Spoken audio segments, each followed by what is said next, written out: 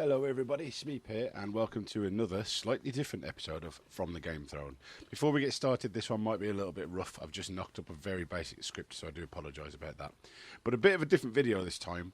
A lot of staff, especially new staff and young workers, will now be starting their first jobs in their whole life as a Christmas temp in a retail store somewhere on the UK's high street.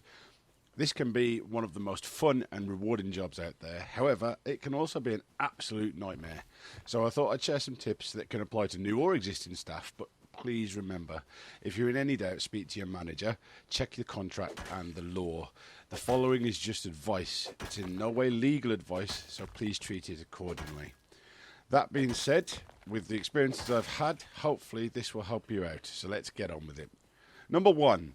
The customer is not always right. Okay, so we've heard that old adage, the customer is always right 1,000 times. It's wrong, it's incorrect, it's non-factual. Especially over Christmas, you're going to hear a lot of, "You've ruined my child's Christmas," or "It's your fault that this is out of stock." The likelihood is that it's nothing to do with you. You didn't do anything wrong. They're just frustrated and busy trying to get Christmas sorted, and they're taking it out on the first person that irritated them that day. Don't take it personally. Wipe it off, have a nice solid skin, and don't worry about it.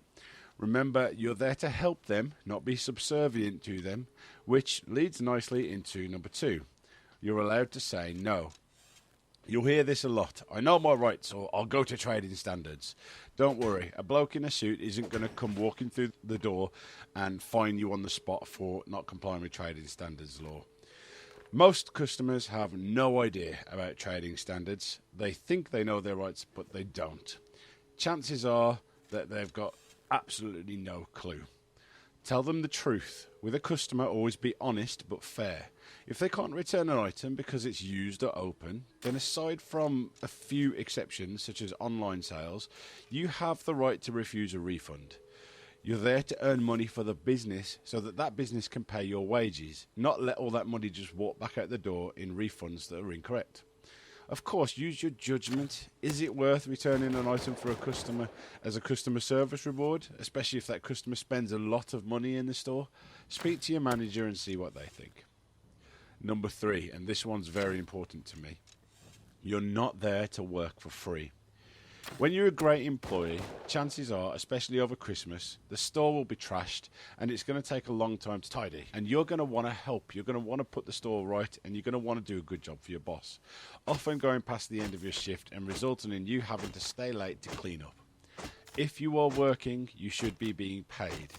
This can also include time being given back to you, known as time in lieu, which basically means they'll give you the amount of hours you've worked back on another day instead of paying you. As long as you know your rights and don't work for free, you'll be fine, but you do need to follow rule number four. Number four, work smart. Being overworked is exhausting, and you'll probably be on your feet for long 12-hour shifts at this time of year. Make sure that you avoid staying late by working smart, not hard. This means instead of letting a job pile up and having it take 2 hours to clean up later, make the most of dips in customers and low times in the store by cleaning up with each little chance you get. This means you'll be out on time at the end of the day much more reliably. If you stand there chatting and your manager says, "Well, the store is a mess, but you've been chatting all day, so you're going to have to stay and clean it up," well, that's your own fault. Make the most of each small opportunity as and when it occurs so you don't have to deal with a mountain later. Number five, uniform tax rebates. Nice and simple one. If you are required to wear a specific uniform, you might be able to get a tax refund for the cost of maintaining it. Ask your employer or check out the link in the description below. Number six, if you're unhappy, look to the person directly in charge of you. Most people who are unhappy in work are not unhappy with the job itself, but usually unhappy with bad management, which has led them to have low motivation. As a Christmas temp, new or existing employee, you have the same rights to be treated fairly and with decency, and if your manager is making you miserable, you need to talk to them. If that fails, then talk to their manager, and so on up the chain until you get a resolution. However, it's always worth remembering the arsehole rule, which is, in each group there is at least one arsehole, and if you don't know who the arsehole is, then it's probably you. What I'm getting at is before you go starting fires and making fights with managers or whoever, make sure your own manners, decency, and work ethic are in line too. Number 7, keep a record of the exact hours you work. This has saved my ass on so many occasions. You might think the extra hour here and there is great, extra money for you, but you'd be surprised just how often managers accidentally forget to put it onto the payroll system. This isn't always malicious, it can be on accident, they're very busy people. This builds up fast. Make sure you know precisely what you should get paid before you get paid it, so that your manager can correct it in time should it come out incorrectly on your payslip. Keep a record of your hours in a diary and get a colleague to sign it to verify that the hours are correct.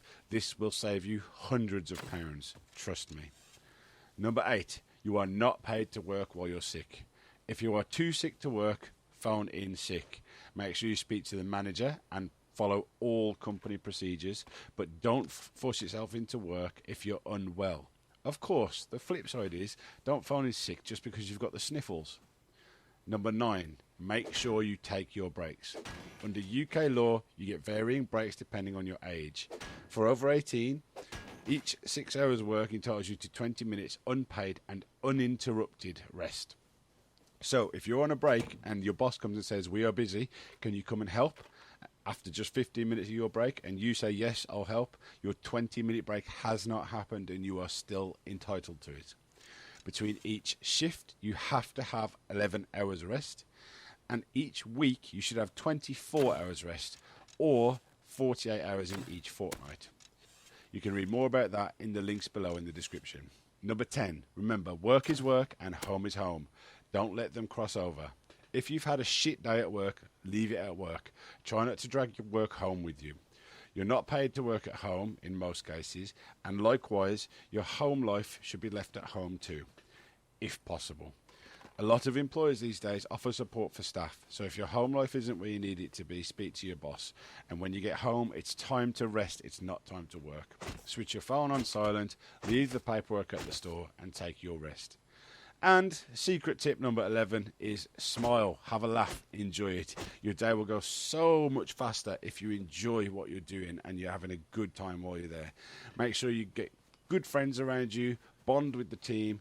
Of course, make sure you're doing your work as well.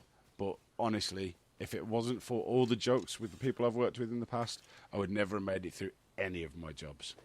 These have been just some of the things I've learned. I hope they help. If you need any advice on retail work, I know a heck of a lot about it, so do please approach me in the comments and I'll try my best to address them. We will get back to doing some gaming videos. I apologise, this one and the latest game video are a little bit off the cuff, a bit different. But hey, this has been From the Game Throne, and I hope you guys have a great November, because it's not fucking Christmas yet.